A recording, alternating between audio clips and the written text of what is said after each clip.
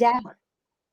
Saludos a todas y a todos. Vamos a presentar en el Congreso de Comunicación y Pensamiento la ponencia sobre la era del Imperio, los sistemas políticos en la trilogía original de Star Wars. La saga creada por George Lucas tuvo su origen en 1977 con la película que actualmente se conoce por el renombramiento de George Lucas como Una Nueva Esperanza. Posteriormente llegarían sus dos secuelas. En 1980 El Imperio Contraataca, esta vez dirigida por Irving Kershner, y en 1983 El Retorno del Jedi, dirigida por Richard Marquand. En todo momento, George Lucas mantuvo un estricto control creativo de su película, tanto como productor como compartiendo labores de montaje con su exmujer, la editora Marcia Lucas. Esta película tiene su origen o tiene un origen previo en sus dos obras anteriores, que son American Graffiti y THX 1138. Debemos de tener en cuenta el contexto histórico en el que George Lucas decide plantear la creación de su película. Estados Unidos en ese momento acababa de ser derrotado en la guerra de Vietnam. La guerra de Vietnam fue un conflicto sumamente impopular dentro de la población estadounidense. El propio George Lucas comenta al historiador Paul Duncan en los archivos de Star Wars que él se alegró profundamente cuando lo declararon exento del servicio debido a ser prediabético, ya que él se encontraba completamente en contra de esta guerra y sigue siendo crítico con la intervención de Estados Unidos fuera de sus fronteras ante cualquier tipo de excusa. Cabe decir a esto que se encontraba también la situación en la que Estados Unidos había vivido el escándalo del Watergate, por el cual Richard Nixon, presidente de los Estados Unidos, intentó espiar al Partido Demócrata en su convención. También el propio Richard Nixon intentaría cambiar la Constitución para perpetuarse en el poder. Esto sería uno de los factores claves que a George Lucas le inspiraría a la hora de crear un villano. De hecho, él comenta en más de una ocasión que antes de tener un nombre oficial el personaje del emperador Palpatine, él lo llamaba Richard Nixon a modo de parodia y crítica del expresidente estadounidense. Cabe decir que Estados Unidos y sobre todo Hollywood estaba sufriendo un conjunto de cambios frente al anterior sistema de producción de cine. El sistema anterior, el sistema de los Star System, donde, como si fueran equipos de fútbol actuales, los diferentes estudios fichaban por directores y por diferentes estrellas para relanzar múltiples películas. Era un sistema que coartaba mucho la labor creativa de los autores. Y esto, frente a este sistema anquilosado, surgió en los años 60 lo que se conoce actualmente como el nuevo Hollywood. En este nuevo periodo, la figura de los guionistas y de los directores adquirirían mayor peso y mayor redundancia, ya que ellos realizarían obras a su gusto y no al gusto de los estudios, dando pues una época de una pura explosión creativa.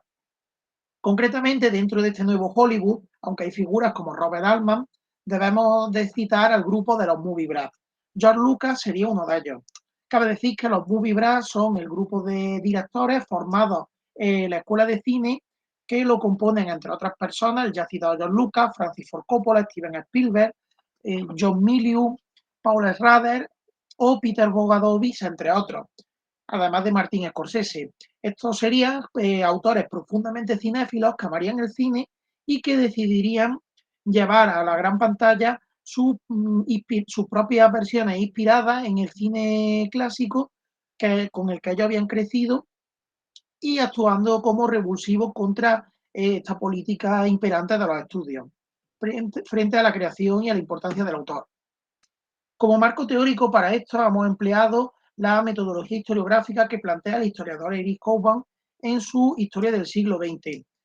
En este aspecto nos incidimos mucho en el apartado de la política, de la historia política y social que el citado historiador plantea en su obra como uno de los elementos clave a la hora de definir los paralelismos históricos de la obra que vamos a comentar.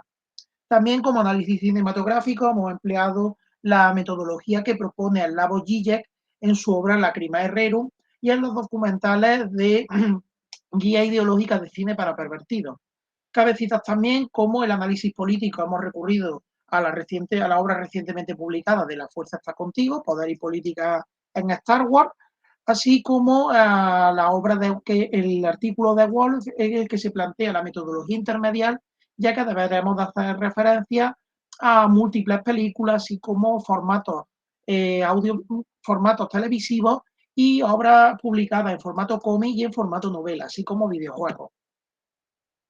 En Star Wars, las dos principales fuerzas antagónicas que pundan por el poder en la trilogía original son el Imperio Galáctico y la Alianza Rebelde. El Imperio Galáctico es una fuerza que aparece con una actitud totalmente totalitaria y hegemónica. Se ve que es una fuerza que basa su poder en la proyección militar, es decir, en grandes flotas estelares que pueden transportar a miles de soldados en cualquier punto de la galaxia y que controla con mano de hierro todo bajo su control. Cabe decir que en la cuarta película de la trilogía de la saga Star Wars, es decir, la primera en orden cronológico, los espectadores acontecemos como la separación de poderes finalmente se dinamita en Star Wars. Si bien en un primer momento existía la figura del Senado como cámara del poder legislativo y como resquicio de la antigua república sobre la que el imperio se sustentaba y como Estado de heredero, este Senado se desaparecería completamente cuando el imperio lo eliminaría en pos de la figura de los gobernadores regionales o grandes mozos. En este aspecto, buscaban un control militar a través de grandes artefactos de destrucción masiva como son la Estrella de la Muerte. También se aprecia cómo hay una tensión entre el centro galáctico, formado por el planeta Coruscant, y los mundos del borde exterior. Al estar lejos del centro, son mundos que gozan de más independencia y por lo tanto pueden ser refugio para marginados, piratas, delincuentes o disidentes al sistema. Cabe decir que Cabe decir que en diferentes medios vemos cómo el Imperio Galáctico evoluciona bastante más. Por ejemplo, en la serie de la Remesa Mala, el Imperio empieza a constituir su fuerza armada. En un primer momento empleaba el ejército clon que usaba que usaba en la antigua República cuando luchaban en las guerras clon. Posteriormente irían cambiándolo para evitar el coste de la clonación por soldados conscriptos donde se aprovecharían de la extrema pobreza de muchas zonas para tener combatientes deseosos de llenar sus estómagos y poder servir en el ejército. Esto lo podemos apreciar también en la película de Han Solo, donde el protagonista, para huir de la miseria, decide alistarse en la Armada Imperial. También observamos cómo en la serie Andor la separación de poderes se convierte en algo completamente inexistente, ya que los tribunales funcionan como marionetas del poder y donde los juicios carecen totalmente de garantía para los acusados. El propio protagonista de la serie sería encarcelado y usado como trabajador esclavo al respecto para ilustrarnos sobre esta terrible realidad. Esto va en relación con el uso sistemático del trabajo esclavo para perpetuar sus fines. Lo podemos apreciar en videojuegos como Jedi Fallen Order, donde se aprecia que en el selvático mundo de Kashyyyk, los Wookiee, raza conocida por su corpulencia y su fuerza física, son empleados como esclavos para conseguir recursos naturales, así como hemos podido observar en la serie de Andor para la construcción de componentes tecnológicos para la construcción de una superarma. Con respecto a la referencia estética, las decisiones de John Lucas y de Richard Marquand, de Richard Marquand, las decisiones que se tomarían al respecto serían un aspecto deliberadamente deshumanizado para sus combatientes, de forma que los pilotos imperiales y los soldados de asalto aparecerían sin mostrar sus rostros, sin que podamos ver realmente quiénes son.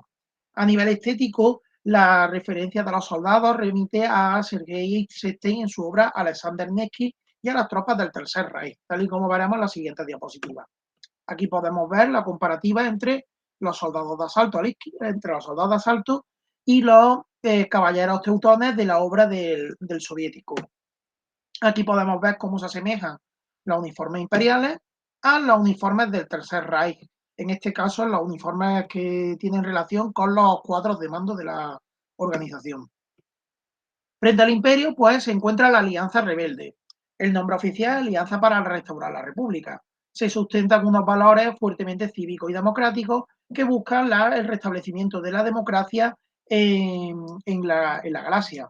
Es una organización jerarquizada, ya que tiene una cadena de mando de tipo militar, pero su toma de decisiones en muchas ocasiones llega a ser bastante horizontal y democrática.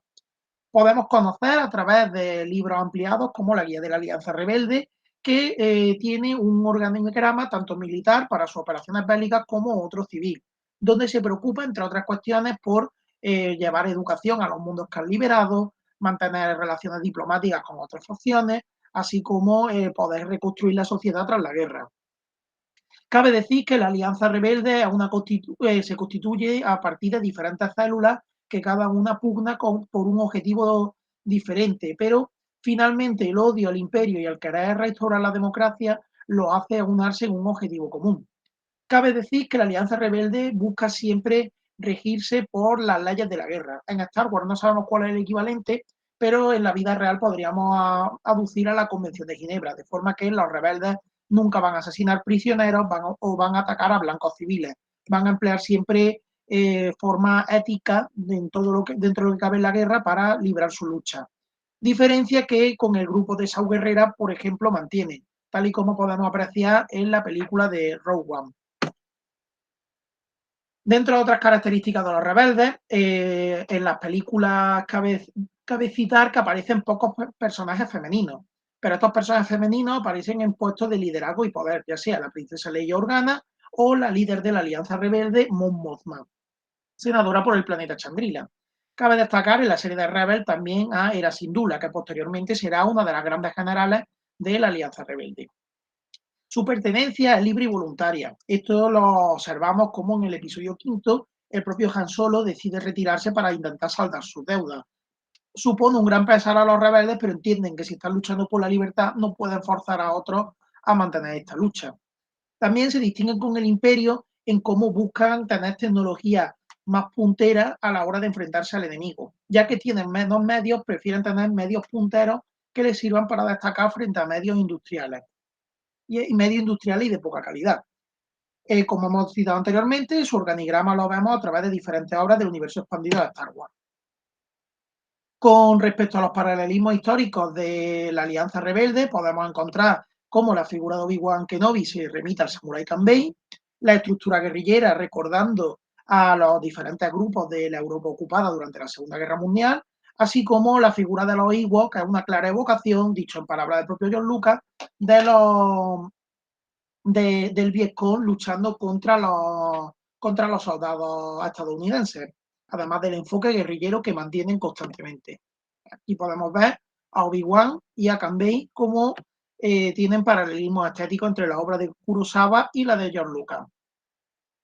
Aquí podemos apreciar cómo en la manipulación de Star Wars el Imperio es una fuerza bastante importante a la hora de establecer la manipulación como una de sus herramientas. Un ejemplo de esto sería ya la ya citada Estrella de la Muerte. Esto lo veremos especialmente cómo se desarrolla en la película Rogue One, en la serie de Rebel o en la serie de Andor, ya que en todo momento esta superarma, cuyo objetivo es eliminar el Senado y mantener el control a través de los diferentes gobernadores regionales o grandes MOF, se mantiene en secreto y en todo momento esto se vende desde la propaganda como un elemento que va a traer seguridad y va a traer paz. En cierto modo, y que hecho que George Lucas mencionaría posteriormente en la trilogía de las precuelas, iría en relación con la invasión estadounidense de Irak del año 2003, donde se justificaba en búsqueda de armas de destrucción masiva.